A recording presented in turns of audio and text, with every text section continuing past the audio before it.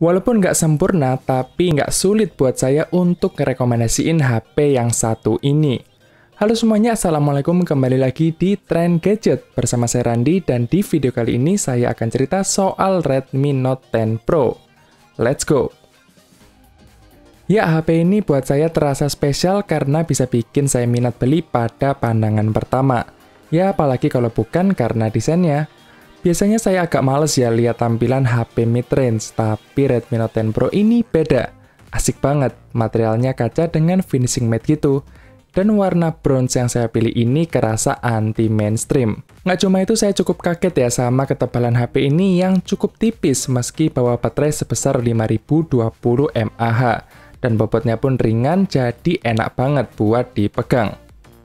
Kalian yang ngikutin perkembangan gadget pasti ngerti ya, kalau jualan utama dari Redmi Note 10 series itu ada di layarnya yang udah pakai panel AMOLED, di mana di HP ini masih ditambah lagi sama refresh rate tinggi 120Hz. Saya cukup sering yang ngikutin seri Redmi Note dari dulu dan ngerasa inilah upgrade yang paling ditunggu. Karena dari dulu kalau soal spek ya Xiaomi paling dermawan lah, tapi layarnya kadang jadi bahan celaan. Nah sekarang, karena udah pakai panel AMOLED, makin lengkap sudah Redmi Note series. #mending Xiaomi. Mau dipakai nonton film atau scroll video, kerasa nyaman banget selama saya pakai. Layarnya cerah, enak dipakai outdoor, dan smooth banget pas kita nyalain mode 120Hz-nya. Tapi kayaknya HP ini belum ada fitur adaptive refresh rate deh. Jadi dia belum bisa otomatis menyesuaikan pilihan refresh rate 120 atau 60Hz sesuai dengan aplikasinya. Atau mungkin kalau kalian ada yang tahu soal ini, tolong koreksi saya di kolom komentar di bawah ya.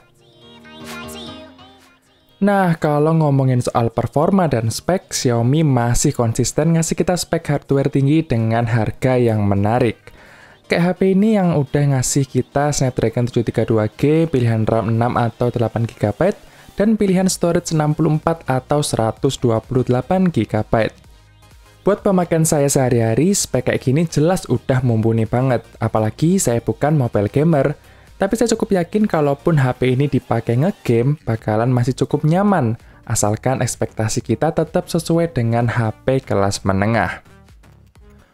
Oh ya, sebagai pelengkap fitur, kita juga akan dapat dual speaker stereo di sisi atas dan bawah yang kualitas suaranya baik, IR Blaster untuk remote, jack audio, dan juga NFC buat cek dan isi saldo e-money. Redmi Note 10 Pro ini pakai antarmuka MIUI 12 di atas Android 11. Fiturnya banyak dan juga macam-macam khas MIUI.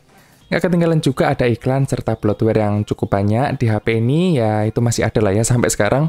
Tinggal cari aja di internet buat cara bersihinnya kayak gimana. Cuman saya ada keluhan yang buat saya ini cukup mengganggu ya, yaitu di fitur Always On Display dia cuma bisa tampil di layar selama 10 detik aja. Ini aneh banget sih buat saya karena namanya aja fitur Always On Display, tapi malah nggak bisa Always On. Padahal saya butuh banget fitur ini buat lihat jam dan notifikasi. Saya udah coba keliling banyak forum pada nyaranin buat di-root aja HP-nya. Ya, tapi dari testimoni yang ada, ternyata metode ini pun masih banyak bug-nya. Semoga Xiaomi cepet-cepet betulin kekurangan ini via update OS ya, karena ini cukup fatal menurut saya. Yang kedua adalah dark mode-nya yang secara default juga bakalan maksa aplikasi-aplikasi yang sebenarnya nggak support dark mode. Salah satu contohnya adalah aplikasi YouTube Musik ini.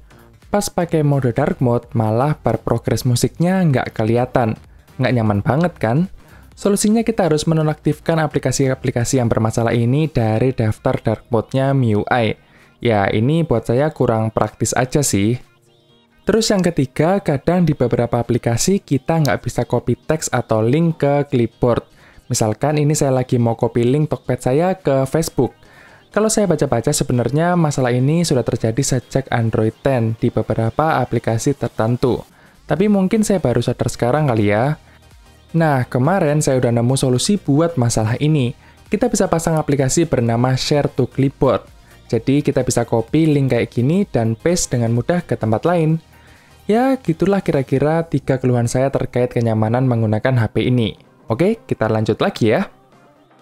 Berbicara soal ketahanan baterai, selama masa review saya nggak pernah kehabisan baterai HP ini dalam waktu sehari. Screen on time 7-8 jam gampang banget didapetin. Kita juga dapat charger 33 watt di boxnya yang bikin HP ini bisa terisi hampir penuh dalam waktu kira-kira 90 menit. Terakhir soal kamera. Di belakang ada kamera utama 108 megapiksel, kamera ultrawide 8 megapiksel, kamera makro 5 megapiksel, dan depth sensor 2 megapiksel. Sedangkan di bagian depan ada kamera 16 megapiksel. Kalau dilihat hasil foto Redmi Note 10 Pro sangat baik, terutama saat kondisi cahaya cukup. Detailnya dapat, dynamic range-nya luas, dan yang paling saya suka adalah processing warnanya yang nggak terlalu over, jadi terasa kesan naturalnya. Nah, kalau udah masuk foto indoor dan low light, sayangnya detail harus menurun dan noise mulai bertebaran. Maklum, ini kamera HP kelas mid-range. Saya juga lihat seringkali fotonya jadi soft dan kayak ada efek cat air. So, pastikan kalian aktifkan mode night mode saat dibutuhkan. Oh ya, di sini saya juga iseng masukin perbandingan foto kalau kalian pakai aplikasi Gcam. Jadi kita akan perbandingan sedikit.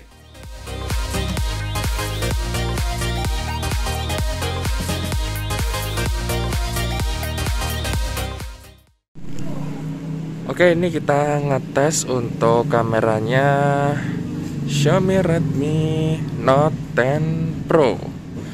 Ini resolusinya 1080p 30 fps. Ini kalau di viewfindernya stabil banget sih.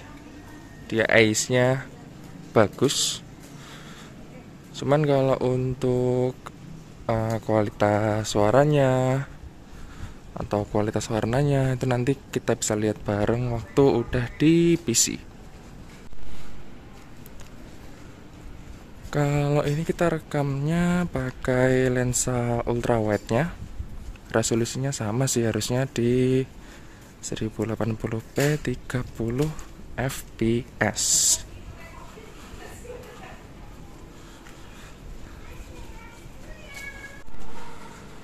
Ini kita coba untuk yang 4K 30 fps-nya buat ngeliat apakah di 4K dia stabil. Tapi ini kalau saya lihat di viewfinder ya, dia udah goyang-goyang sih. Kayaknya elektronik stabilizernya nggak bekerja di 4K deh. Jadi kalau kalian mau ngerekam yang stabil, itu pakai aja yang 1080p 30 fps. Ya, ini pakai kamera depannya Redmi Note 10 Pro ya.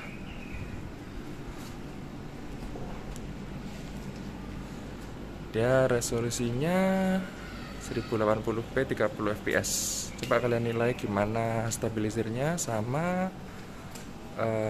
kualitas suaranya kayak gimana. Nah, di kameranya Redmi Note 10 Pro ini dia itu banyak banget fiturnya, kayak fitur vlog atau fitur dual kamera kayak gini. Jadi kita bisa nampilin kamera depan sama kamera belakang secara bersamaan gitu. Jadi misal kita mau review atau ngeliatin suatu pemandangan gitu ya sambil kita ngevlog itu bisa kayak gini. Jadi nggak terlalu susah buat editing lah gitu. Ya udah enak sih sebenarnya sih buat kayak pemula-pemula yang mau nyoba bikin vlog gitu ya. Dan ini dia juga bisa pakai orientasi portrait maupun landscape gitu. So, kesimpulannya dengan harga 3-4 jutaan, menurut saya Redmi Note 10 Pro ini sangat sulit dilawan untuk saat ini. Ya, palingan nanti ada pesaingnya dari Poco yang bakal rilis setelah ini. Tapi secara keseluruhan saya sulit menemukan alasan kuat untuk tidak merekomendasikan HP ini. Ya, memang ada beberapa hal yang bikin saya nggak nyaman sama HP ini, tapi tetap Redmi Note 10 Pro ini adalah salah satu HP terbaik yang bisa kalian dapatkan di range harganya. Oke, mungkin segitu aja cerita saya kali ini sama Redmi Note 10 Pro. Terima kasih buat kalian yang udah nonton video ini sampai habis maupun yang tidak. Jangan lupa like dan subscribe, dan kita akan ketemu lagi di video berikutnya. Stay update!